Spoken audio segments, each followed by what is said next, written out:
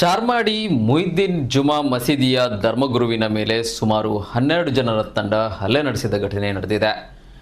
ಗಾಯಗೊಂಡವರನ್ನ ಚಾರ್ಮಾಡಿ ಗ್ರಾಮದ ಮುಹಿದ್ದೀನ್ ಜುಮಾ ಮಸೀದಿಯ ಧರ್ಮಗುರು ಶಮೀರ್ ಮುಸ್ಲಿಯಾರ್ ಎಂದು ಗುರುತಿಸಲಾಗಿದೆ. ಬೆಳ್ತಂಗಡಿ ಸರ್ಕಾರಿ ಆಸ್ಪತ್ರೆಗೆ ದಾಖಲಾಗಿ ಚಿಕಿತ್ಸೆ ಪಡೆಯುತ್ತಿದ್ದಾರೆ. ಚಾರ್ಮಾಡಿ ಗ್ರಾಮದ ಮುಹಿದ್ದೀನ್ ಜುಮಾ ಮಸೀದಿಯ ಧರ್ಮಗುರು ಶಮೀರ್ ಮುಸ್ಲಿಯಾರ್ ಎಂಬುವರಿಗೆ ಸ್ಥಳೀಯರಾದ ಬದ್ರುದ್ದೀನ್, ಸಂಶುದ್ದೀನ್, ಅಹಮದ್, ಟಿವಿ ರೋಡ್, ನೌಫಾಲ್, ಅನ್ಸಾರ್, ಮುನೀರ್ ಆಸಿಫ್, ಅಬ್ದುಲ್ ಖಾದರ್ ಮತ್ತಿತರರ ತಂಡ ಮಸೀದಿಗೆ ನುಗ್ಗಿ ಹಲ್ಲೆ ಮಾಡಿರುವುದಾಗಿ ಆರೋಪಿಸಲಾಗಿದೆ.